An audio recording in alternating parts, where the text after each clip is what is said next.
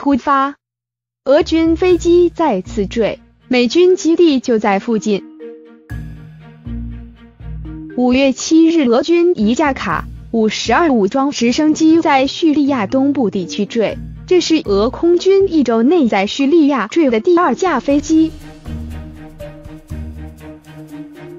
4天前，俄军一架苏 -30SM 战机在叙利亚西部的麦赫尼姆空军基地起飞后不久坠海爆炸，损失高达10亿卢布。苏 -30SM 坠后，携带的导弹在海中爆炸，飞机尸骨无存，无法再精准地分析飞机坠的原因。此后，俄军表示可能是由于飞机发动机引擎吸入飞鸟导致坠。但这种事故发生几率的低令人怀疑，并且飞机起飞后保持了一段200米的低空飞行，飞行员无法跳伞，坠海后无缘无故引爆导弹等原因，令许多人怀疑这架 S-30SM 起飞前被间谍做了手脚。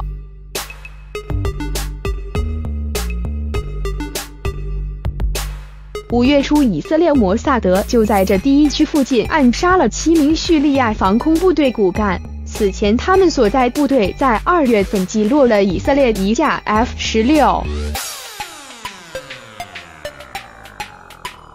各国特工在这一地区极为活跃，麦赫尼姆空军基地也时常遭遇莫名无人机群的攻击。而这一次坠的卡52武装直升机执行任务的地方正在叙利亚东部，当地非常接近美军驻地，是库尔德武装活跃的地方。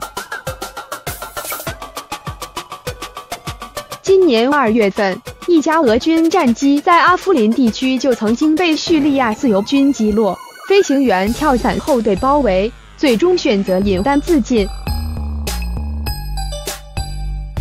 库尔德武装的火力装备要比叙利亚自由军还要强悍。此前几日，刚刚与俄叙联军在幼发尔拉比河发生大规模交火，因此这架直升机的坠落原因不得不令人怀疑。俄军进入叙利亚已经2年多，该地区同级别的对手美军、以色列空军从未与其发生过误伤，不得不说是一个不可思议的奇迹。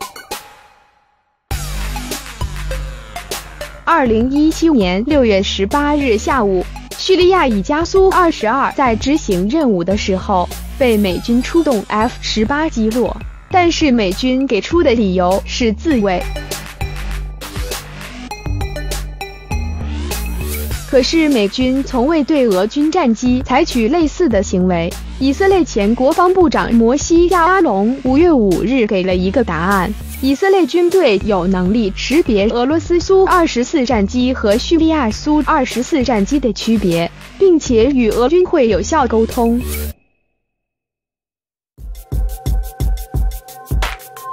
而另一个原因，大国之间为了保持克制，即使发生了误伤，或者特工组织通过偷鸡摸狗的把对方飞机弄坏了，受损一方一般也都只能忍气吞声，通过别的手段找补回来，或者直接吃了暗亏，对外却往往只能宣布意外或者故障。